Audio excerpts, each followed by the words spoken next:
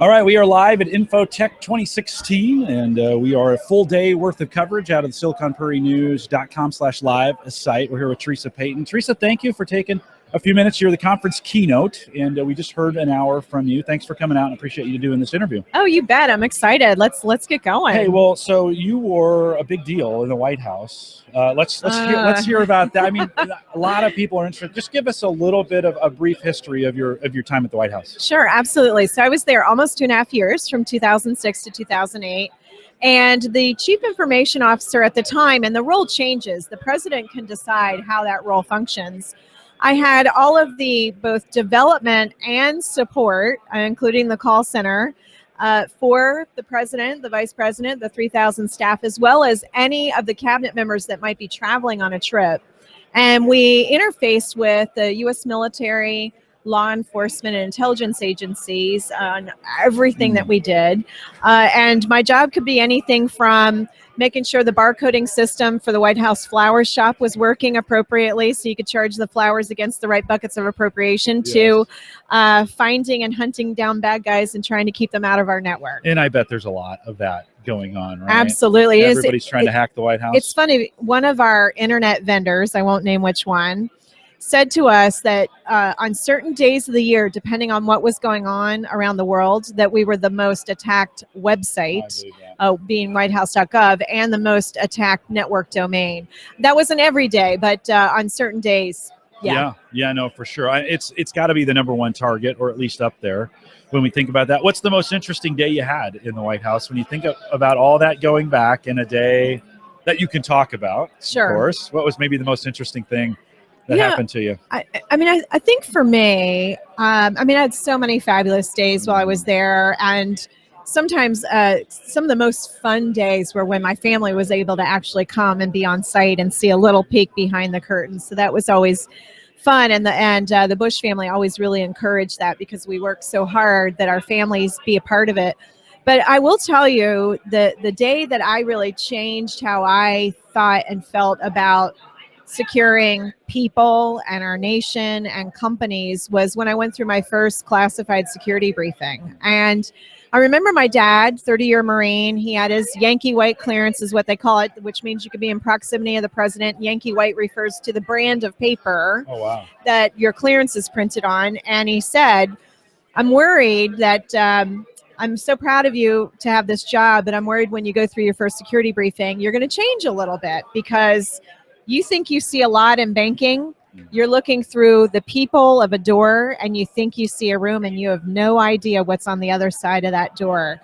And I remember going through that briefing and learning how sophisticated and relentless our adversary was at attacking us. And that's, once I got over the nausea of that enormity, I thought, okay, I'm being called. I'm being called to protect people and organizations and our government and our allies. And this is what I'll do the rest of my working career. Yeah, it's a real deal, right? I mean, when we think about the real imminent danger and some of those things, and we have other organizations or countries that have unlimited or semi-unlimited resources going after. Such a big job from that standpoint. And I'm sure it was a challenge every day that you were out there. Let's get some current events as we think about. Let me ask you that everybody, you mentioned it in the keynote, but the Apple FBI deal with that. And you had an interesting take, especially around when we think, when we think about just the doors, the privacy versus security, right, on that.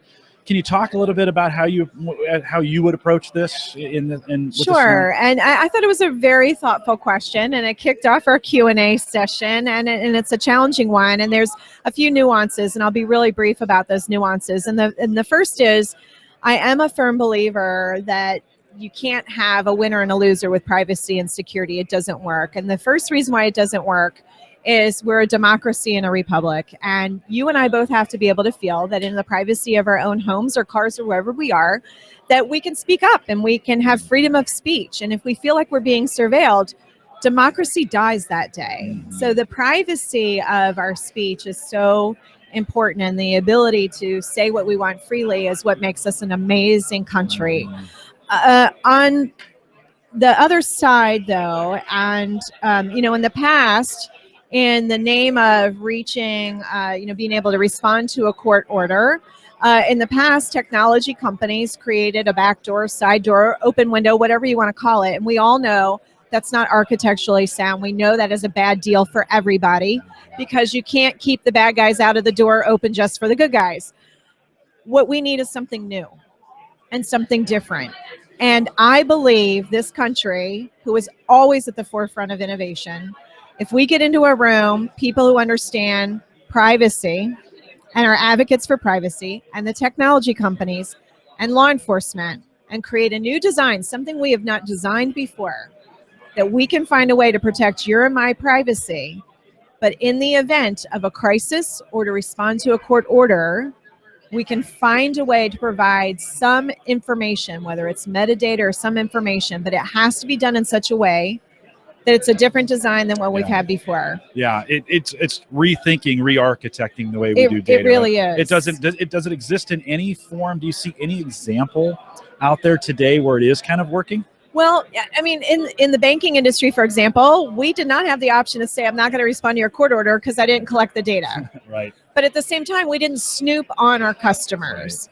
Right. So what we have to do, and same thing with hospitals. If they're under HIPAA, but if they are compelled under a court order to produce medical records, they have to. Yeah. And there's procedures and protocols for that. So what I think we have to do is really understand how can we, and again, I'm not going to try and design for Silicon Valley, but I used to be on innovation and design side, so it's hard for me to hold back, but it's sort of how can we, in the moment that you and I have communications, protect, encrypt, and make it private, but yet have some design that says if one of us breaks the law or are connected to people that break the law, that through a court process with protocols and procedures, how is there a way on a case-by-case basis with expiring protocols, with expiring access, to be able to make that information available? And I know we can find the right design, but we cannot sacrifice privacy in the name of security. Right. No, you mentioned hospitals in that sentence, and there's a new example of a hospital, maybe we won't name it at this point, but who was attacked, compromised, taken over, and now is being held for ransom. That's a new, I won't say that's new, but certainly that's becoming a very popular way, right? You mentioned Bitcoin is now being the way they're paying the ransom. For organizations where this is happening, I mean, what's the advice? We've been calling for the alarm for a long time. Are people just still not listening, or what's going on there? What's your advice? Yeah, ransomware, I believe, is going to be one of the largest underreported cyber crimes that we have. And the reason being is when they first came out with ransomware, they would do sort of the Austin Powers evil, $1 million, and everyone would get law enforcement involved, call their insurance companies and say, pound sand, I'm going back off backup tapes. Right. But now they're saying $500 or $2,000 or $10,000. And now business CEOs are faced with, so do I go offline to get backup, running on backups, and what do I communicate to my customers? Everything's fine. Trust us. We're just going to be offline for a little bit because we're being held for ransom. Right. But trust us, everything's fine. So what we're seeing is this is an easy crime. They're getting away with it. They trick their way in. They're demanding payment in Bitcoin because it allows them to remain anonymous.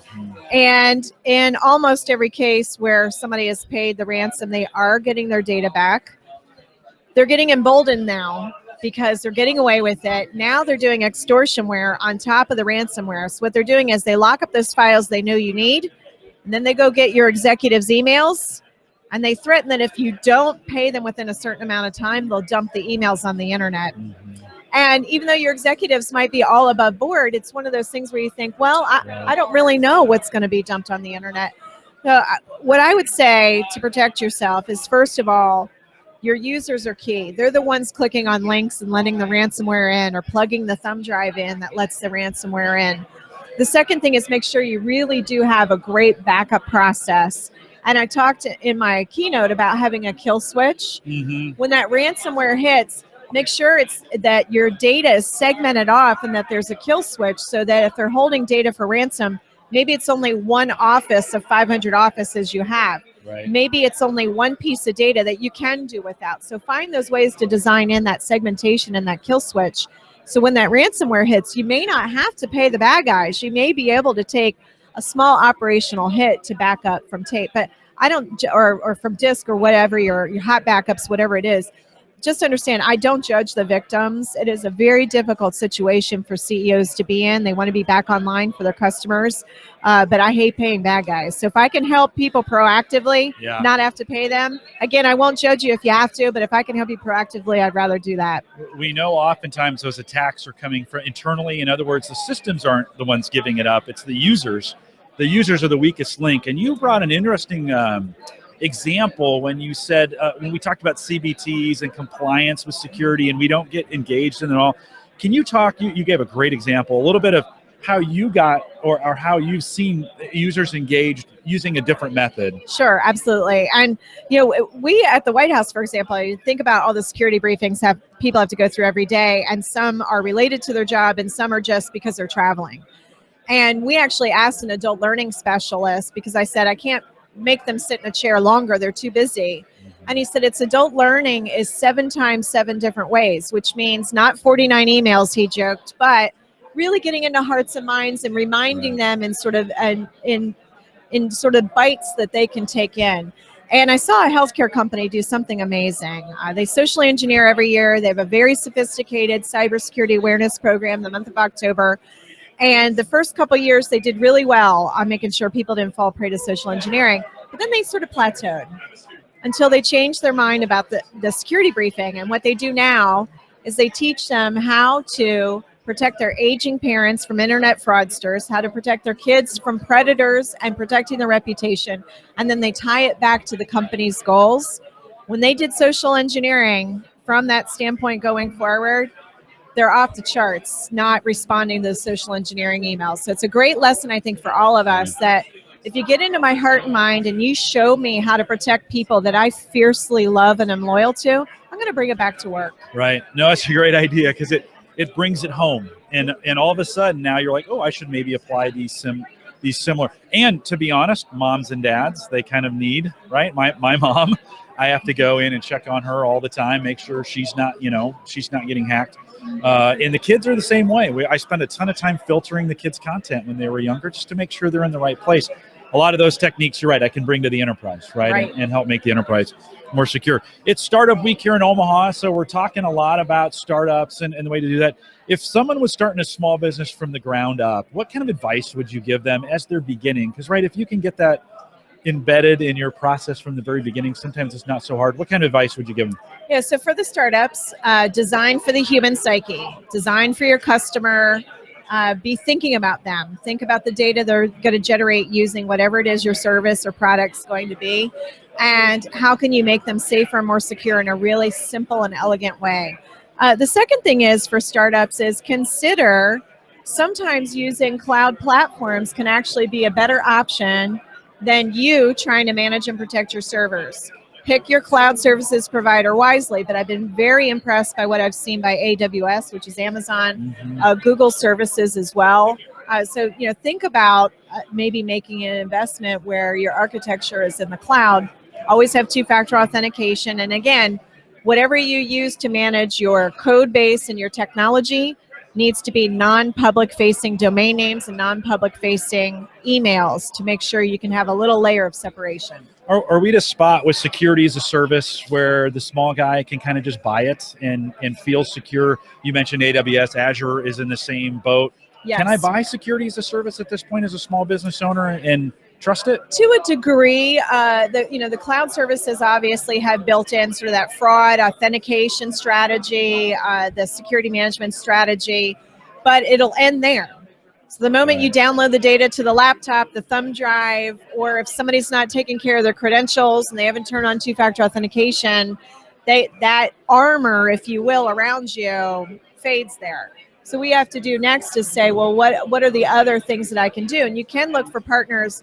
Security as a service still is pretty expensive, in my opinion, and hard to know what you really need. So that for a startup could be challenging. But the good news is probably locally, and I know we do too, we take on X amount of startup clients every month. And we've got a streamlined process for small to medium-sized businesses where they can do, there's a lot of out-of-the-box things that they can do. It's almost like going to a Lowe's or Home Depot, right? So it's kind of a do-it-yourself, but we make it pretty simple. And there may be some local security companies that do that as Yeah, well. can they hire kind of a portion of a security guy? Maybe they can't afford it at that level, Yes. but can they hire a security person kind of part-time doing it that Yeah, way? we call it CISO in residence. So we actually have people who can call my team anytime, and there's other companies that do it as well. And basically, they sign up for X amount of hours a month, and we'll help them from anything from picking out a new firewall to what are the rules on the firewall to what's the right cloud services provider. It really just depends. Yeah, with those security systems, are they a set it and forget? In other words, if I hire a company to do this for me and they get it going, can I just kind of let them go and let that run? Or how much maintenance does that take to kind of stay up on the latest things? That infrastructure is changing a lot all the time. What's your recommendations around with a small business? How often do they kind of need to stay on top of that? I mean, it's a team sport. Your security provider is not going to do a good job if they're not talking to you on a regular basis. You need to be at least a monthly checkpoint. Here's what's new. Here's what we're doing. Here's different countries we're going to be operating in. Here's these new clients we took on. Oh, we're doing a big marketing campaign. Because each one of those different events wakes up the adversary. Mm-hmm. And you really have to make sure you've got an ongoing consultative relationship with whoever's providing your service, whether it's the cloud services provider or a security consultant. Make sure they know you and know who you are, because it's sort of like I said in the keynote of, before you decide on the technology solution, have your security team at the table while you're whiteboarding the solution, because they'll be able to guide you so you're not bolting it on at the end, because Right. oftentimes that's too expensive. It's hard to play catch up too, isn't it? It Right. is hard. I mean, you kind of want to be out ahead of the ball. You mentioned social engineering, and we mentioned a couple ways. One was some training, some creative training. Two, you mentioned dual factor. When we think of other ways, because if the user's the weakest link, any other recommendations when we think about the user to keep the user sharp? Because they're going to, if they're letting that information in, how do we stop that from happening? Protocols. So, for example, a protocol we have in our company is, if I send an attachment to somebody but they weren't expecting it, they'll, on our Slack channel, we use Slack for collaboration, say, were you sending me an attachment? Should I open it? Where did it come from? Mm-hmm. The second thing can be using a free tool like Virus Total Scan, and you can check out links or attachments there. So training your staff, before you open an attachment, before you visit a website, just pop it in here. It answers you in about 15 seconds. And it goes against over 50 different databases of known bad viruses and malware. It's not going to catch everything, but that can be a great way. And it sensitizes people. And if you do it in the standpoint of, tell your kids to do this, tell your aging parents to do this, then they're going to do it at work too. So you mentioned Slack from that standpoint, and if I have an infection and I move that into Slack, and does that not just infect everybody else who tries to access that, or are they doing some things to prevent that from happening? Yeah, Slack has their own. They've got two-factor authentication, their own, and Google does a good job too. So, for example, we actually received a zip file that was infected. And Google had blocked it, but we wanted to see kind of how it was going to behave. And I was trying to get it over to the lab, and neither Google nor Slack would let me send it to anybody. So it was just stuck there. They had locked it up tight. They had tight. locked it up tight. I'm like, wait, but I want this for the lab. But that can be one of those things. What we do is we'll use Slack to just say, did you mean to send me that email? Right. And we also have protocols for when you send attachments and when you don't, and links, and that can be a great way, at least intra-company, not to infect each other, and then have a protocol for things that come in. So, for example, we have people apply for jobs all the time. I assume every PDF I get, even if you're a nice person, is booby-trapped with something I don't want. Yeah. And so that's where you want to use some of those tools. You want to, before you open it, you want to detach it or put it in view-only mode on like a Google Drive, and that can be a great way to add another layer of protection. Yeah. Email's obviously broken, right? And we've slapped layer upon layer upon layer of security on email. Slack comes along, services like Slack are coming along to kind of break that. Is that the future? When you think about messaging and security and secure messaging, is the Slack model the future? Do you think, it's still, I don't think it's completely taken off or everybody's willing to make that jump onto that kind, but how do you see that? Is that the new form of messaging? It's interesting. We have some clients who don't want to email at all. They just don't want to do it. It creates a record. It's cumbersome. They just don't really want to do it. And we actually have some clients, we communicate with them on an encrypted, secure, dedicated Slack channel. That's what they want. But in some cases, I think Slack can be incredibly helpful. And there are going to be other products just like it. They've got competitors right now as well. Yeah, for sure. And what I agree with you. I think email is an old construct. We use it because a lot of our clients do, and that's what they're comfortable with. But for internal collaboration, we stay off email. We just don't see it as it's almost too cluttered. So what we've said is most clients, that's going to be where emails are. So that is a certain priority. And then your teammates are going to be over here in Slack, and that has another priority. Yeah, no, for sure. Last question for you. What are you excited when you look to the future? What are you excited about in this area of security? What's coming, or what future technologies do we not have yet that you're excited about and really kind of motivates you to keep going? First of all, there were high school and college students here, and the future is so bright when I talk to the next generation of security leaders that'll be coming up behind the ranks when it's time for me to retire. And that to me is really exciting to see these creative and bright minds choosing this field, highly motivated to catch the bad guys and not let them in to begin with. I think that on the technology side, what excites me is the possibilities of the Internet of Things and big data actually being our defense mechanisms.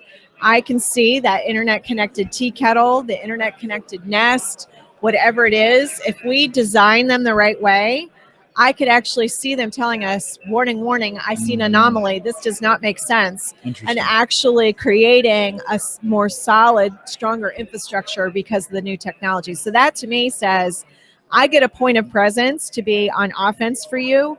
Every single computer chip that's out there on these Internet of Things devices. That to me is really exciting. Great. No, it is exciting. And I always say I can't wait for Jarvis to get here from, and then he turned into a character. It was all ruined at that point. But I do think the connected home that creates a mesh in that's a non-physical mesh, but it could create a mesh of security for us, looking for those anomalies.